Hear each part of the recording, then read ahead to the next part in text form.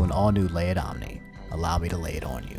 You guys see the title. If you guys are familiar with my channel, you know I've been following the events that happen around Etika closely. This isn't just because I'm concerned about my friend, but also because what he's going through is something I've seen a family member of mine experience as well. There's a lot that I want to say about this subject because now that this behavior has repeated itself for the third time, I'm convinced that if something drastic does not happen, things will not change. But before I get into that, as always, let me give you guys a detailed run through of what has transpired from beginning to now. If you're watching this video and you see that I leave anything important out, please just feel free to let me know in the comments below. For those of you who don't know, for the past 6 months or so, Desmond, commonly known as Etika, has demonstrated a great deal of questionable behavior recently. In late 2018, Etika had his original channel, Etika World Network, deleted by uploading a clip of hentai to his YouTube channel. On the 16th of April, Etika went on an extensive cryptic tirade on Twitter, speaking mostly in emojis and barely decipherable abbreviations. He made references to the devil, went back and forth from gaming topics to tagging the handles of random prominent online figureheads. This tirade reached a peak when, once again, he uploaded a clip of hentai to his YouTube channel, Etika FRFX, causing his channel to be deleted for violating community guidelines. This was followed by him threatening to shoot himself in the forehead. His ex-girlfriend Etika was with him at the time and tweeted pictures reassuring that he was okay. That's where we left off, now on to recent events. Since then, Etika had called the police to his residence to ensure he didn't hurt himself. He ended up staying at a psychiatric ward for what was supposed to be a month, but ended up being a little over a week. He seemed to be doing better and,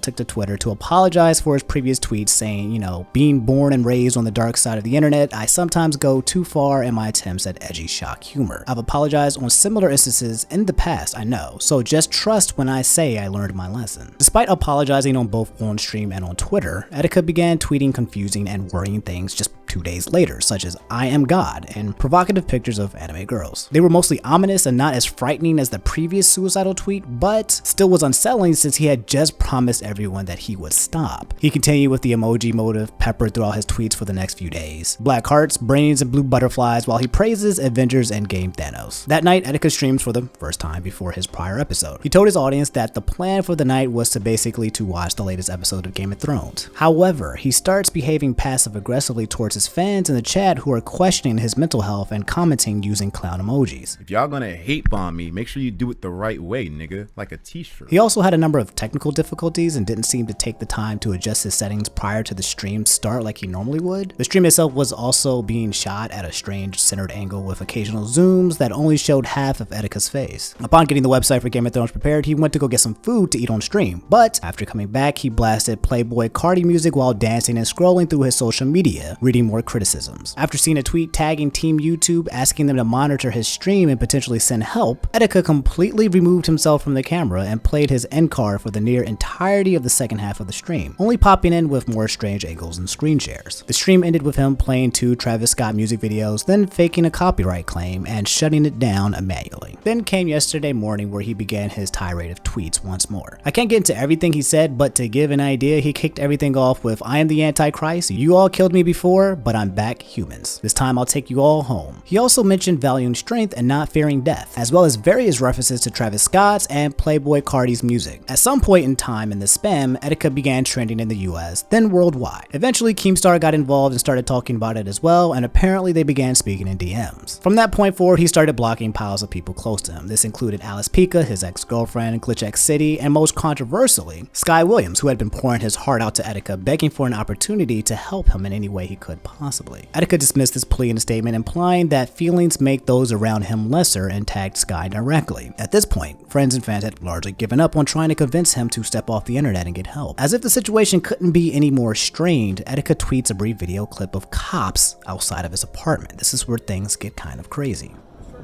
I don't know. It's people online. People online are trying to hurt me. About an hour later, Etika began streaming on Instagram. He started yelling, "The revolution will not be televised," outside through his window for about a minute, asking bystanders to not let the police take him away. The police were knocking on his door, urging him to let them inside, but he refused to let the officers into his apartment, urging them to look him up on Instagram and see that he was in fact safe and unharmed through his live stream. The officers insisted it was perfectly fine to record what was happening. Etika repeated that he felt threatened by the amount of law enforcement enforcement that had shown up. When asking the officers why they were there, they said they had received an out-of-state phone call from a concerned friend. They were only there to detain him, not to arrest him. Etika continued to refuse to let them in and urges them to break down the door. After confirming he had no weapon, the officers broke the lock and held him down to handcuff him. Separate from the Instagram live footage, there is footage from people outside of the building showing Etika being rolled out on a stretcher into an ambulance screaming, "We made it, Joy-Con boys," repeatedly. And that's what happened. Again, if I miss anything important, please let me know, but my goal is to inform you guys as accurately as possible about the events that transpired so that there is no misinformation about the events being spread. So my thoughts on the situation. I said this in my last video, and it's the title of this video, Etika needs help. The problem is that you can't help somebody who is not in the frame of mind of wanting to receive it. Even his closest friends are unable to help him. The most we can do is be there for him, but we can't fix what's happening in his brain and in his mind. Outside of professional help, the only person that can truly help Etika right now is Etika himself. So why am I saying this? Clearly, the entire situation has created a large divide within his community. There are those of you loyal to Etika until the end, waiting for him to return. There are those of you who are angry about his antics and not wishing to have anything to do with them. There are those of you who meme and make fun of the situation, simply getting joy out of his entertainment his breakdown is providing for you. And there are those of you who have no idea how to feel about any of this. Regardless of where you stand, what's most important to understand is what you're seeing is a public breakdown of a human being. Imagine having what makes you you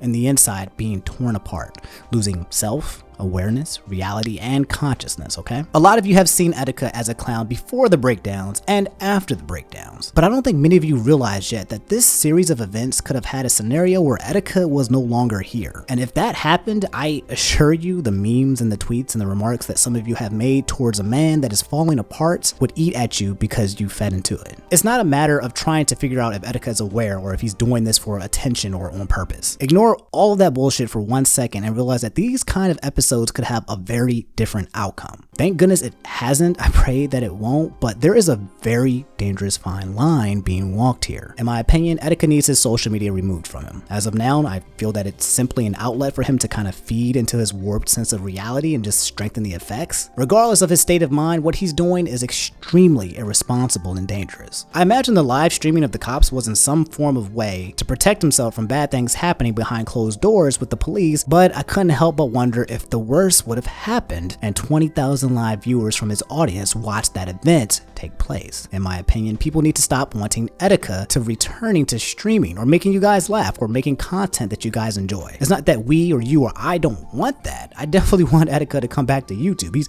an invaluable content creator who has brought many people joy and happiness. But our happiness and joy is not priority. His happiness and joy is priority. I'm not going to pretend to know what will make Etika happy, but I do know after seeing this breakdown for the third time that returning to YouTube and social media is not the answer. I'm not suggesting that you don't support him, but rather to stop feeding into his addiction of wanting to self-sabotage. Attention, responding, and validating him only fuels his desire to dive deeper. We can't fix what's happening to him, but I truly believe the best way to support him at this point in time is to just leave him alone. So why am I making this video? Why is this video monetized? Am I trying to capitalize off my friend's demise? Do you guys really feel that after all these years of being a content creator that I would step on someone I care about in order to profit from it? I mean, if you do, then damn, that sucks. But to be clear, I've accepted a long time ago that I will never be at the level to do YouTube full time. I don't know if you guys knew this, but I've given up on that ideal a long time ago. The only thing that keeps me on this platform is my core audience and knowing that I have the ability to use my platform in a way that will bring some kind of value to people's lives. That's it. And in order to do that, I've had to create a team of people who can help me to make content, and they deserve to be compensated for their hard work on helping me to keep you guys accurately informed. On top of that, in order to spread what I feel is an important message to as many people as possible, demonetizing the video only serves to lessen that chance via YouTube's stupid algorithm. If you've been on this channel for a while, you know that I exist only to entertain and to make your days a little bit better than it was before you came here. That's it. Anyway, that's all I have for this episode of Laid Omni. You've just been laid. Me aside, you probably think it's silly to make a video that gives attention to a person and then turn around and say, don't give that person any attention, which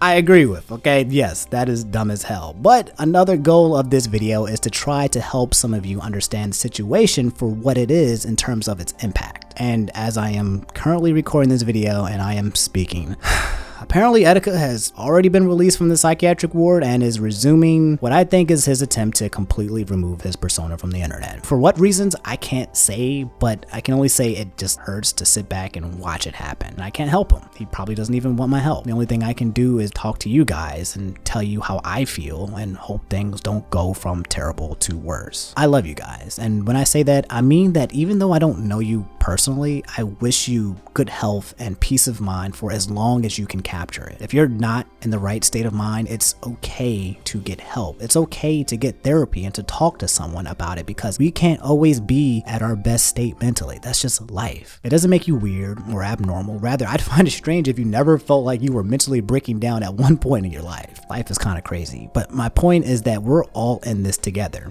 okay? You don't have to carry the burden of mental stress with you alone, all right? All right, now go get some sleep, fill up on some water. By this time, you dudes need to be bringing water to my video every time, okay? I hope every time you hear my voice, your body voluntarily tells you it's time to drink water, brush your teeth, wash your ass, and take care of yourselves, because that's the whole goddamn point of the series, okay? But yeah, as I was saying, I love you guys. Have an awesome day.